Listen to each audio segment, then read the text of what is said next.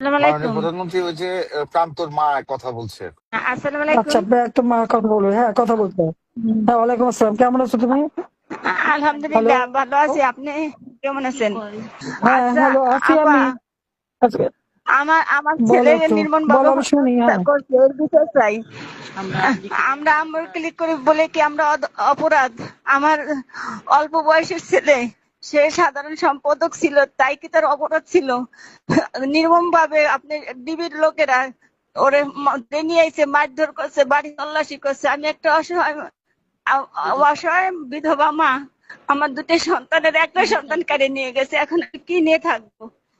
এর বিচার চাই আপনাদের কাছে, পৃথিবীর সবার কাছে, জনগণের কাছে, আপনাদের আপা কাছে আপনি বলে বিচার যান, চাই। নেত্রী শুনছে, বলে যান।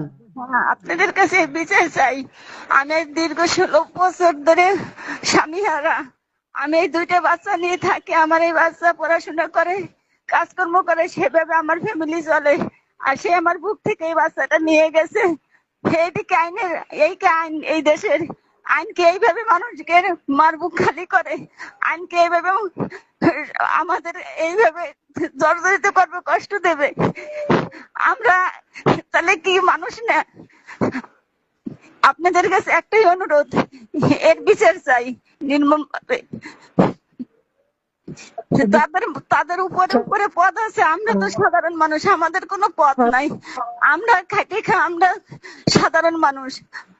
তাহলে আমরা দুটি ছেলে নিয়ে বিধবা অবস্থায় আছি, আর সেই থেকে আমাদের এটা করলো। আজকে বিধবার বুক খালি করছে, বিধবার সন্তানকে হত্যা করছে।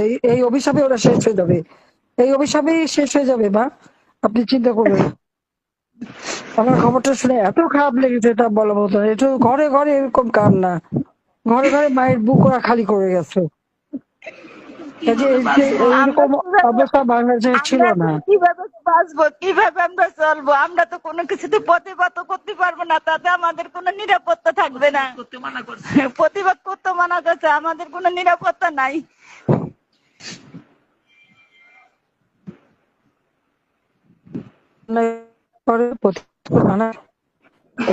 এই হত্যার জন্য দায়ী, এবং তাদেরও বিচার হবে। হত্যাকারী তো বিচার হবে, এদেরও হত্যা হবে। মার সামনে এদের হবে। ডিবি অফিসাররা নির্মম ভাবে মার সামনে মারছে, নিয়ে গেছে, মারপিট করছে, তল্লাশি করছে। পুরা এলাকার গ্রামের মানুষ তাদের হাতে পায়ে ধরছে, তারপরে ছাড়ে নাই, তারপরে নিয়ে গেছে তাজা মানুষ।